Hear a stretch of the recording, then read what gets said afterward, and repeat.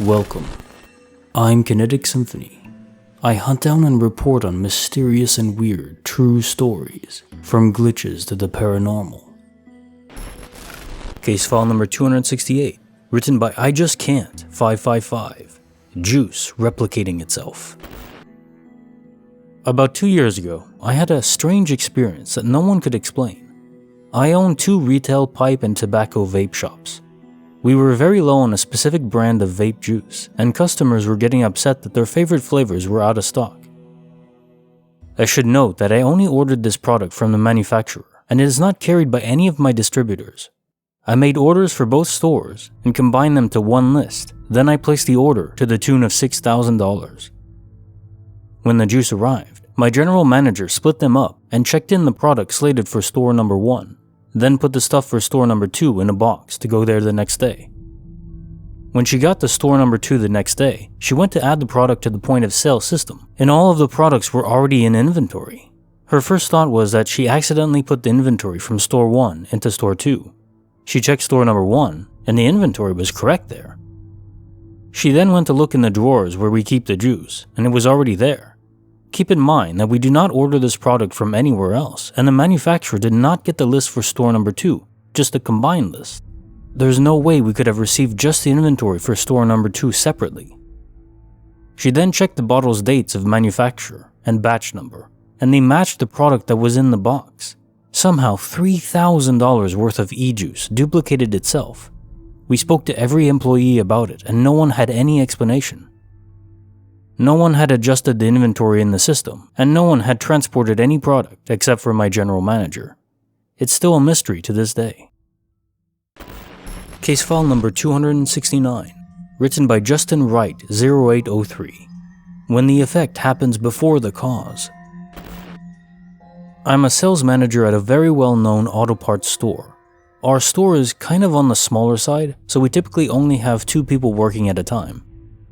We sometimes order parts directly from our vendors for customers, if they're for rare or classic cars, and thus we don't really need them in stock.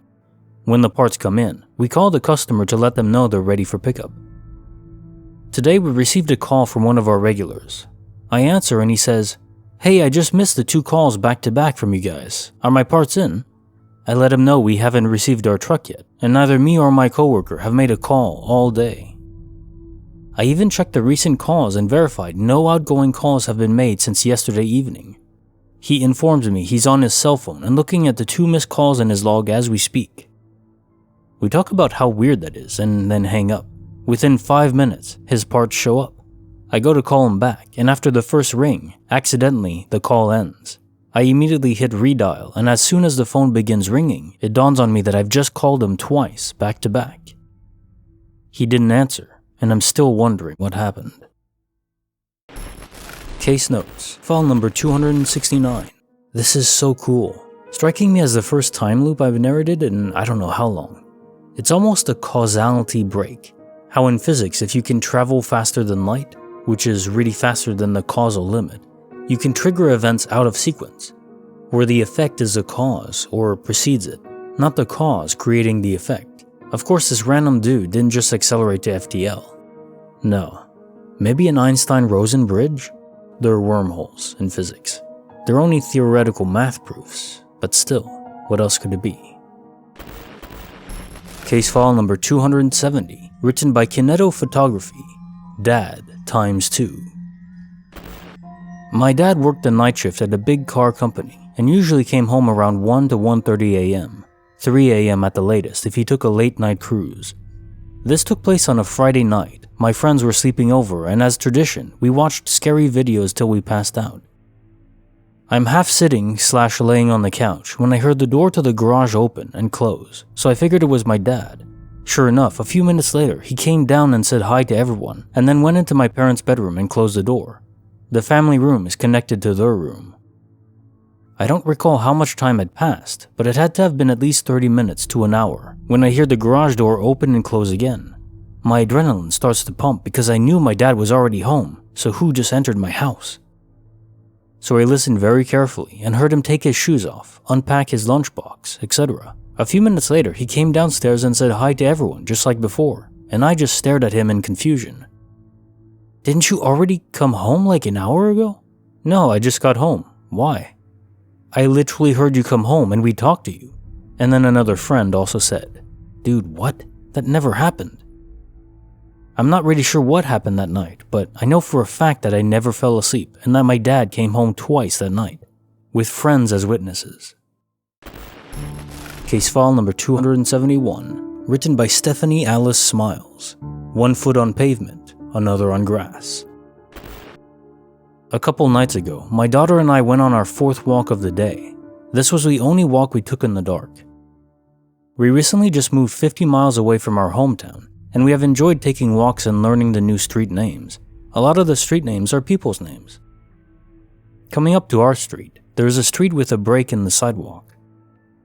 This is where things get weird. We're walking down this street, we've been down at least 20 times now, with the break in the sidewalk coming up to our street. Except there wasn't a break. It just stopped. The sidewalk didn't start again until our street. We both noticed around the same time that the sidewalk didn't start again. We walked up and down the street, super confused. We know there was a break, but for it to just stop entirely. We walked back and forth for a few minutes, completely mind blown. It isn't like the grass grew over for a night. The next day, of course, it was the way we remembered it, with a break in the sidewalk. This is definitely my first glitch in the Matrix. If you're enjoying this video, consider giving it a like. Now on to the next story. Bonus file, written by Queen Aurelia. Applying oil to an angel has interesting effects. I bought a painting at a thrift store of a beautiful young angel a few months ago. I was immediately drawn to it, which is not typical for me. I'm not into art or angels. I hung it up in my bedroom the same day I bought it. The next morning when I woke up, the living room lights were on. I thought that was strange, that I wouldn't have noticed I left them on when I went to bed. Since I can see my living room from my bedroom, I wouldn't notice if the lights were on. The next night, I made sure they were off when I went to bed. Sure enough, the next morning they were on again. Same thing happened the next night. This time I woke up around 3 a.m. and could see from my bed the living room lights were on again. After that 3rd night, I never had an issue again, so I chalked it up to some type of electrical thing, and it was a coincidence with the painting, although the lights never turned on automatically during the day, just while I was asleep. Then, just the other day, I was in my bedroom putting laundry away and the painting started swinging. Like, it was very, very noticeable. I just sort of stared at it, watching it, and then it just stopped. Nothing could have hit it. There were no breezes or drafts. It was really, really swinging. Not sure what to think. I don't get a bad feeling from it.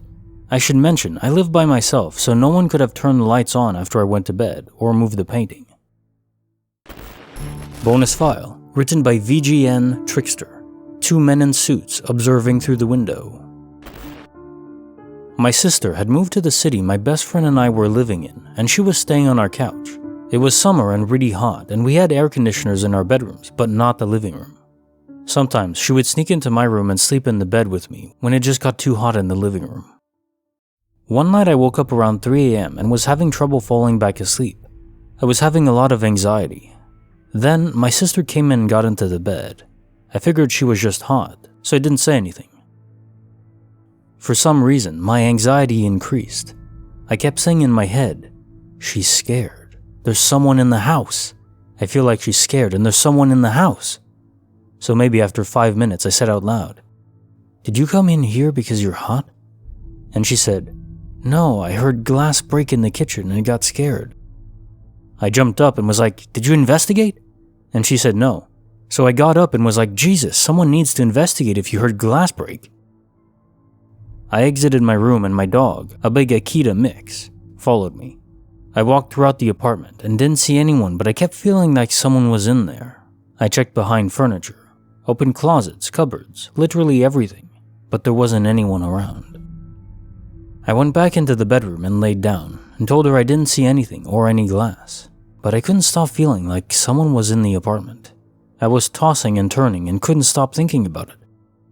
Eventually, my sister got up and left, and I heard her enter my best friend's room. I assumed my tossing was keeping her up. The next morning, they both had gone to work, and I was still a little on edge, so I checked my best friend's closet and room before heading to work. At some point in the day, my sister messaged me and said, "Something weird happened last night in your friend's room." I was like, "What?" And then she said, "He was talking in his sleep, and it sounded gibberish but scary, like he was speaking in tongues." When he woke up, I told him, and he said that was weird because he had a dream I was laying there in bed speaking in gibberish, and he got up and opened his door, and you were in the living room in the dark searching for something, and there were two men by the windows in suits with hats watching you. I essentially shit my pants. That's when I told her everything. I told her I was anxious before she'd come in. I felt like someone was there. Then I reminded her of the similarity, that I was investigating and was searching around last night. We both freaked out. Apparently, she left my room because she thought I was annoyed she was there, and that's why I was tossing. I told her that wasn't it. I felt like someone was in the house. We told our best friend, and we all freaked out.